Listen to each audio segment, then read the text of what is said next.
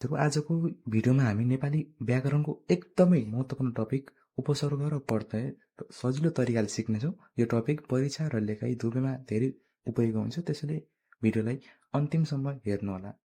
अब हामी बुझौँ कि उपसर्ग के हो।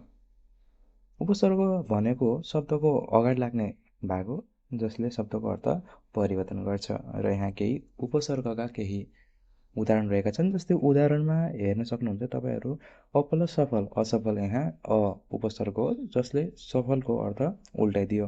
त्यसै गरी सु प्लस शिक्षा, सुशिक्षा यहाँ सु उपसर्ग हो जसको अर्थ राम्रो वा राम्रोसँग भएको हुन्छ। र त्यसै गरी दु प्लस ख, दुःख यहाँ दु उपसर्ग हो जसको अथवा जसले नकारात्मक अर्थ दिन्छ। त्यसै गरी हामी बुझौँ प्रत्यय के हो।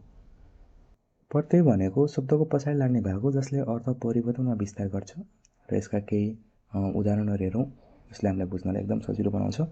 उदाहरणहरूमा के छ भन्दा साथीहरू, उदाहरणहरूमा सुन्दर प्लस ता सुन्दरता यहाँ ता चाहिँ प्रत्यय हो, किनभने यो चाहिँ शब्दको पछाडि लाग्ने भाग छ जसले शब्दको अर्थ परिवर्तन वा विस्तार गरेको छ। जस्तै मानव प्लस ता मानवता यहाँ ता प्रत्यय हो। त्यसै गरी बालक प्लस पन बालकपन यहाँ पन चाहिँ प्रत्यय हो, किनकि यो शब्दको पछाडि लागेको भाग हो जसले अर्थ परिवर्तन वा विस्तार गरेको छ।